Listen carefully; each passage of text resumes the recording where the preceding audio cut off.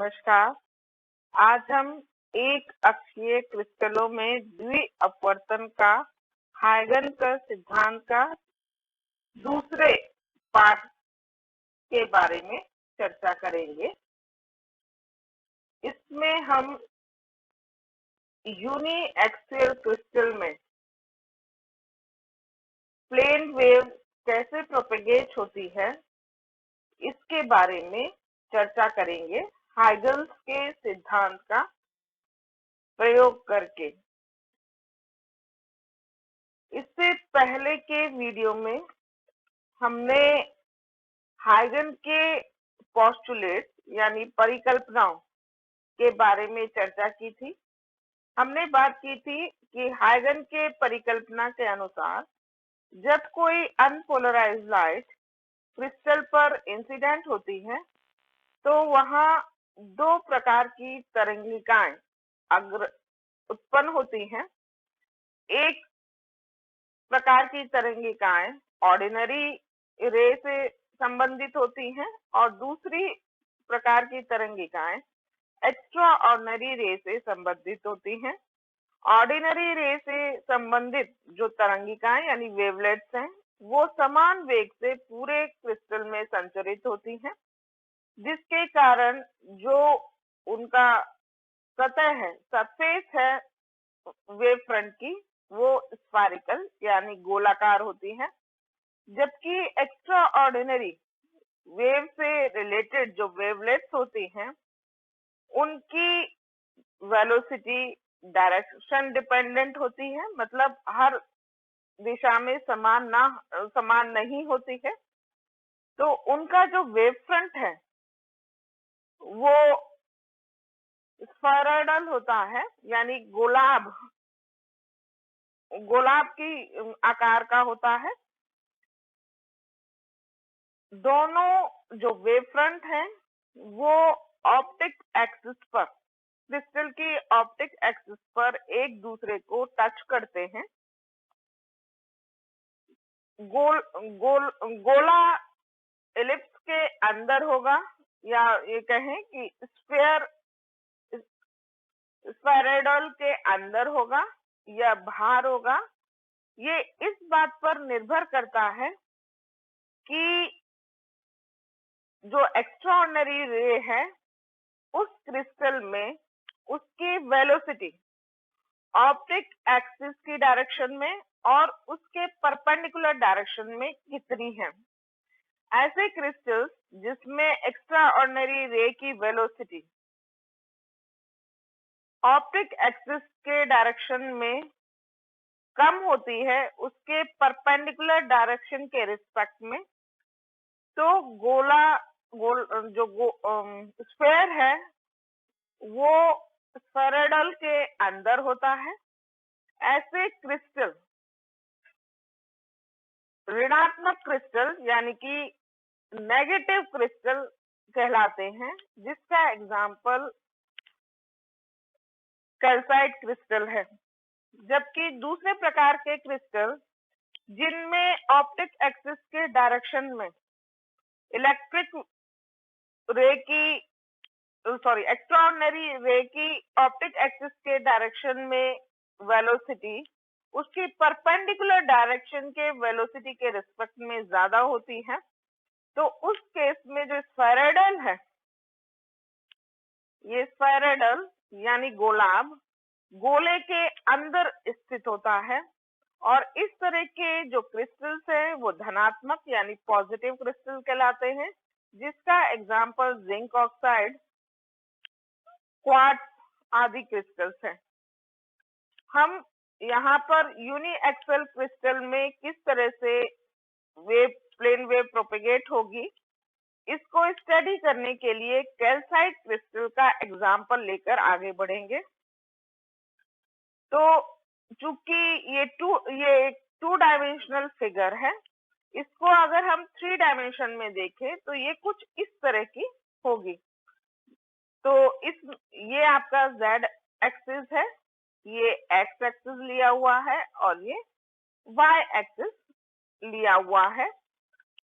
तो आप इसमें इस इस फिगर में एक्स वाई प्लेन को देख रहे हैं। एक्स वाई प्लेन, इस फिगर से आप एक्स वाई प्लेन कौन सा हुआ, ये एक्स और ये वाई, यानी ये हम इस प्लेन की बात कर रहे हैं, एक्स वाई प्लेन।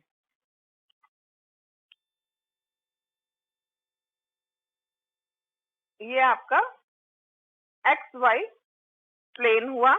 तो इसमें जो एक्स वाई प्लेन में यदि आप इस फिगर को देखेंगे तो ये इस तरह की दिखाई देगी। ये गोला है जो कि एक इलिप्स के अंदर स्थित है, और ये ऑप्टिक एक्सिस है जिसको वाई डायरेक्शन ले रखा है। ये ऑप्टिक एक्सिस की डायरेक्शन है, वाई डायरेक्शन में ऑप्टिक एक्सिस है, तो यहाँ ये दोनों टच कर रहे हैं। ये एक्स डायरेक्शन है, जेड डायरेक्शन इसके परपेंडिकुलर, यानी आपके स्क्रीन के परपेंडिकुलर जेड डायरेक्शन ली हुई है। वाई जेड, यदि इसका वाई जेड प्लेन में देखेंगे तो वाई जेड प्लेन आपका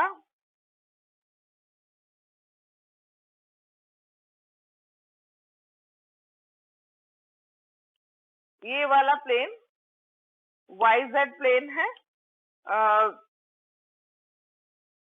ये एक इसमें एक्स वाई प्लेन पे एक बार आप दोबारा से ध्यान दीजिए, एक्स वाई प्लेन में थोड़ा सा हमने गलती कर दिया है। ये एक्स वाई प्लेन ये वाला प्लेन होगा, एक्स एक्सिस ये है और वाई एक्सिस ये है, तो ये एक्स वाई प्लेन है।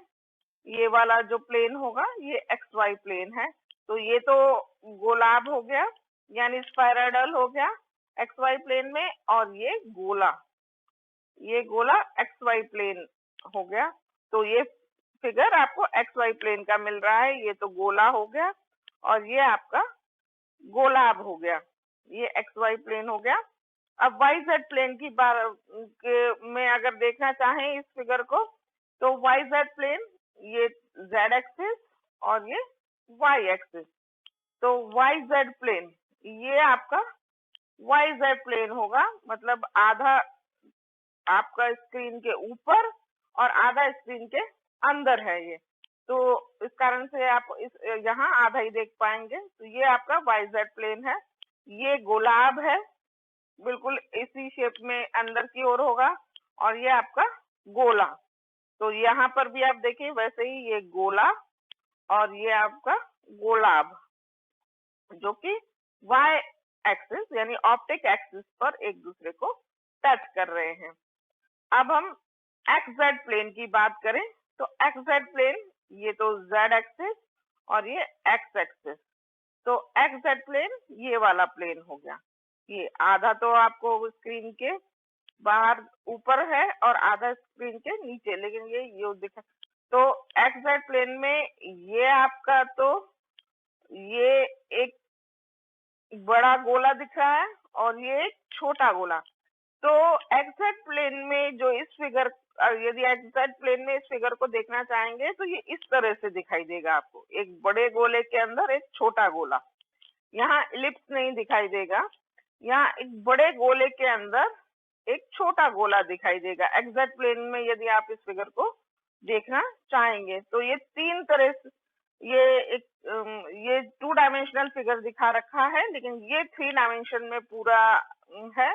जो अलग अलग काट क्षेत्र में आप देखेंगे तो एक्स वाई प्लेन में ये इस तरह का दिखेगा, जेड वाई प्लेन इस तरह से में ये इस तरह से दिखाई देगा, और जेड एक्स प्लेन में ये फिगर इस तरह से, ये वाला फिगर इस तरह से दिखाई देगा। तो अब हम एक अक्षीय इसका ध्यान में, चूंकि अब हम हाइगन के पोस्टुलेट भी स्टडी कर चुके हैं, और ये कैल्साइट क्रिस्टल के डिफरेंट प्लेन्स, कैल्साइट क्रिस्टल में जब द्वि अपवर्तन होता है तो किस तरह से ऑर्डिनरी एक्स्ट्राऑर्डिनरी रेज आगे की ओर बढ़ती हैं, तो डिफरेंट प्लेन्स में किस तरह से वेव फ्रंट के शेप दिखाई देंगे उसको हमने यहाँ देख लिया है। तो अब हम यूनिएक्सियल कैल्साइट क्रिस्टल में किस तरह से जो प्लेन वेव है प्रोपेगेट होती है उसको हम स्टडी करेंगे। तो ये हमारा जो कैल्साइट क्रिस्टल का रिफ्रैक्टिंग प्लेन है, मतलब जो लाइट इंसिडेंट हुई है वो हमने आपके स्क्रीन में ही ले रखी है, यानी इस डायरेक्शन में स्क्रीन के प्लेन में ही लाइट इंसिडेंट हो रही है। ये ए बी वेव फ्रंट है, आधा आपकी स्क्रीन के ऊपर है और आधा स्क्रीन के नीचे है। तो इस डायरेक्शन में मतलब आपके स्क्रीन के प्लेन में ही वेव फ्रंट इंसिडेंट हुआ है। और ये जो पी क्यू है ये एक आपके जो कैल्साइट क्रिस्टल है उसका रिफ्रैक्टिंग प्लेन है, मतलब अपवर्तक प्लेन है। जब लाइट इस पर इंसिडेंट होगी तो अपवर्तन होगा, आधा स्क्रीन के ऊपर है और आधा स्क्रीन के नीचे है। ये जो एक्सिस है ये वाली, ये ऑप्टिक एक्सिस है। ये एक्स वाई एक्स इसमें दिख नहीं रहा है। ये जो एक्सिस है, सॉरी, ये वाई वाई जैसे हमने पहले कहा था, ये वाई वाई ऑप्टिक एक्सिस। तो हमने ये वही, ये ऑप्टिक एक्सिस है जो रिफ्रैक्टिंग प्लेन से अल्फा एंगल बना रही है। हम कोई जनरल केस ले रहे हैं इसलिए हमने लिया है कि ये जो ऑप्टिक एक्सिस है ये आपके जो रिफ्रैक्टिंग प्लेन है उससे अल्फा का कोण बना रही है, अल्फा एंगल बना रही है। तो आप देख रहे हैं ये ओब्लिक इंसिडेंस है वेव फ्रंट का। ओब्लिक माने तिरछा, या इस तरह से तिरछा वेव फ्रंट आगे की ओर बढ़ रहा है, प्लेन वेव फ्रंट। और सबसे पहले ए पॉइंट पर इंसिडेंट होगा, ये वाला पार्ट वेव फ्रंट का सबसे पहले ए पॉइंट पर इंसिडेंट होगा। जैसा कि हमने हाइगन के पोस्टुलेट में देखा, उनके अनुसार यहाँ पर दो तरह की वेवलेट्स एमिट होंगी। एक तो ऑर्डिनरी रे से संबंधित होगी और एक एक्स्ट्राऑर्डिनरी रे से संबंधित होगी। ऑर्डिनरी रे से जो संबंधित वेवलेट है वो हर डायरेक्शन में सेम वेलोसिटी से आगे की ओर बढ़ेगी, जिससे जो वेव फ्रंट होगा उसका वो स्फेरिकल वेव फ्रंट होगा। जबकि जो एक्स्ट्रा ऑर्डिनरी रे से संबंधित जो वेवलेट्स हैं वो अलग अलग डायरेक्शन में अलग अलग वेलोसिटी से आगे की ओर बढ़ेंगी, जिससे कि उनका जो वेव फ्रंट होगा वो स्फेरॉइडल होगा। अब जैसा कि हमने बात की थी कि जो स्फेरॉइडल और स्फेयर है ये दोनों ऑप्टिक एक्सिस पर एक दूसरे को टच करते हैं। तो ये जो पॉइंट है डी पॉइंट, यहाँ पर जो ये दोनों जैसे फिगर में देख रहे हैं आप, स्फेयर और स्फेरॉइडल दोनों एक दूसरे को टच कर रहे हैं। तो ये जो डिस्टेंस है ए डी, ये आपके जो स्फेयर है, जो गोला है, उसकी रेडियस होगी। ये तो आप रेडियस तो आप ए पॉइंट से जो स्फेयर को जो भी पॉइंट होगा उसको मिला लें, वो उसकी स्फेयर की रेडियस हो जाएगी। तो हम एडी ले रहे हैं, तो एडी स्फेयर की रेडियस त्रिज्या है। साथ में एडी ये जो आपका स्फेरॉइडल है उसकी सेमी माइनर एक्सिस भी है। जैसे कि ये दोनों टच कर रहे थे यहाँ पर, इन दोनों जो ऑप्टिक एक्सिस पे दोनों टच करते हैं, ये सेमी माइनर एक्सिस है जिसे हम बी से डिनोट कर रहे हैं, बी से डिनोट करेंगे। और ये जो यहाँ से लेके यहाँ तक ये जो स्फेयर की जो ये सेमी मेजर एक्सिस है, इसे हम ए से डिनोट करेंगे। मतलब एक्स यहाँ से लेके पी से लेके एक्स इस बिंदु तक, पी से लेके इस बिंदु तक, ये जो है ये सेमी मेजर एक्सिस हो गई। और P से लेके इस पॉइंट तक ये सेमी माइनर एक्सिस हो गई। हम सेम इसे B, स्मॉल b से डिनोट करेंगे और इस पॉइंट से इस पॉइंट तक हम इसे स्मॉल a से डिनोट करेंगे और P पॉइंट से लेके यहाँ तक हम इसे C से डिनोट करेंगे। Z एक्सिस पर जहां पर गोल स्फीयर टच कर रहा है वहां हम उसे C से डिनोट करेंगे। तो आप देख रहे हैं यहाँ A, स्मॉल a और स्मॉल c दोनों बराबर होंगे क्योंकि ये पूरा एक गोला टाइप है, गोला है। तो ये A और C बराबर होंगे, लेकिन A और B बराबर नहीं होंगे, A B से बड़ा होगा। तो यहाँ हम जैसे बात कर रहे थे, ये जो दूरी है स्क्वायर के लिए ये रेडियस का काम करेगी AD, और स्फेरॉइडल के लिए AD सेमी माइनर एक्सिस की तरह से, सेमी माइनर एक्सिस की तरह से काम करेगी। अब जैसे हमने कहा सबसे पहले A पॉइंट जो है, जो वेव फ्रंट का A पॉइंट है वो यहाँ पर इंसिडेंट होता है और ऑर्डिनरी और एक्स्ट्रा ऑर्डिनरी रे में अपवर्तित किरणें मिलती हैं, वेवलेट एमिट होती हैं। अब कुछ समय बाद ये जो B पॉइंट है ये आगे चलकर आगे बढ़ेगा और कुछ समय बाद यहाँ पर इंसिडेंट होगा, जिससे यहाँ पर भी सेकेंडरी वेवलेट एमिट होंगी जो कि ऑर्डिनरी और एक्स्ट्राऑर्डिनरी रे से रिलेटेड होंगी। मान लीजिए T समय के बाद वो यहाँ पर इंसिडेंट हो रहा है, तो T क्या किसके बराबर हो जाएगा? चली गई दूरी अपॉन वेलोसिटी। जिस वेलोसिटी से जो वेव है वो आगे बढ़ रही है, तो समय वो कितना समय लेगी आगे बढ़ने में? T = BC upon V। तो इतने समय के बाद ये पॉइंट यहाँ पहुंच जाएगा, लेकिन उतने ही समय में ये जो वेव है वो यहाँ से D पॉइंट तक पहुंच रही है। तो AD दूरी कितनी हो जाएगी? हम ये मान के चल रहे हैं कि उतनी जितनी समय में वो यहाँ पर पहुंची है, तो उतने ही समय में ये A पॉइंट D पॉइंट तक, क्या नाम, यहाँ जो वेवलेट जो एमिट हुई थी वो यहाँ पर पहुंच गई है। तो AD क्या हो जाएगा? AD will B V0T। V0 क्या है?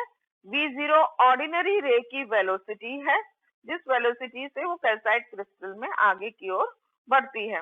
तो चली गई दूरी हो जाएगी V0 × T, और T है BC अपॉन V। तो हमने यहाँ पर BC अपॉन V रख दिया है, तो V0 upon V into BC हो जाएगा। और तो BC, और आपको पता है कि V अपॉन V0 क्या होगा? μ0 रिफ्रैक्टिव इंडेक्स है कैल्साइट क्रिस्टल के अंदर, ऑर्डिनरी रे का रिफ्रैक्टिव इंडेक्स मतलब अपवर्तनांक। तो ये AD हो जाएगा, AD will be equal to BC upon μ0। अब हम स्फेरॉइडल जो वेव फ्रंट है उसके बारे में बात करते हैं। स्फेरॉइडल वेव फ्रंट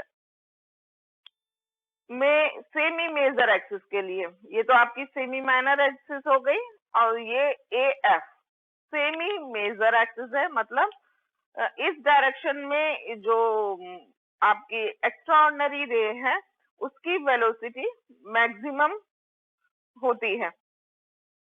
तो इसकी जो सेमी मेजर एक्सिस है वो AF कितनी हो जाएगी?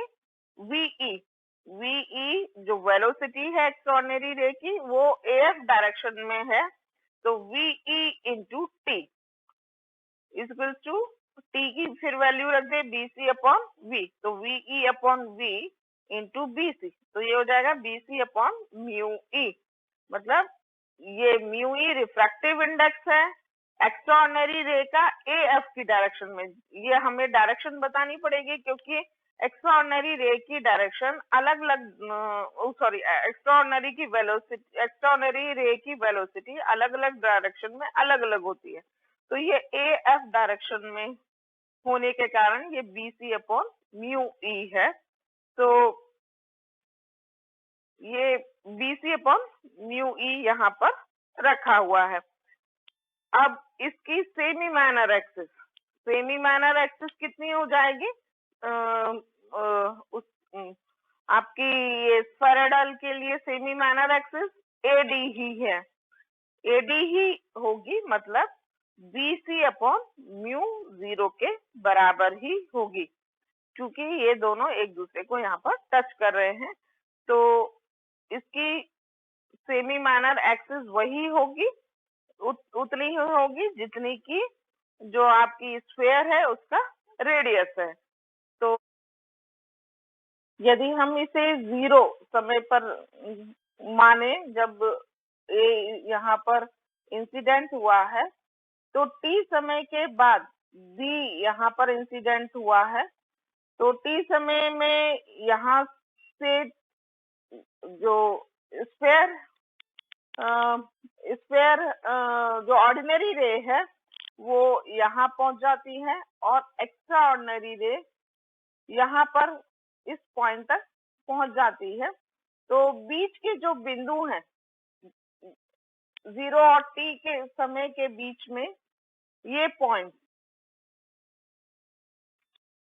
ऑर्डिनरी 0 और t के समय के बीच में, बाकी जो वेव फ्रंट के पॉइंट्स हैं वो यहाँ रिफ्रैक्टिंग प्लेन पर इंसिडेंट होंगे, और वो भी सेकेंडरी वेवलेट्स एमिट करेंगे। तो ऑर्डिनरी वेवलेट, अगर आप ऑर्डिनरी वेवलेट्स के यदि सभी पॉइंट्स को मिलाएं तो ये आपका वेव फ्रंट बनेगा ओसी, और एक्स्ट्रा ऑर्डिनरी के लिए ये ईसी वेव फ्रंट मिलेगा। जो ऑर्डिनरी रे का जो वाइब्रेशंस है वो जो आपका स्फीयर है उसके टेंजेंशियल मतलब स्पर्शीय होते हैं, और ऑर्डिनरी रे का जो प्रिंसिपल प्लेन है, मतलब जो मुख्य तल है उसके लंबवत यानी परपेंडिकुलर होते हैं। जबकि एक्स्ट्रा ऑर्डिनरी रे के जो वाइब्रेशंस हैं वो स्फेरॉइडल के टेंजेंशियल होते हैं, स्फेरॉइडल सरफेस के टेंजेंशियल होते हैं, और जो एक्स्ट्रा ऑर्डिनरी रे के जो प्रिंसिपल प्लेन है यानी मुख्य तल है उसमें लाई करते हैं।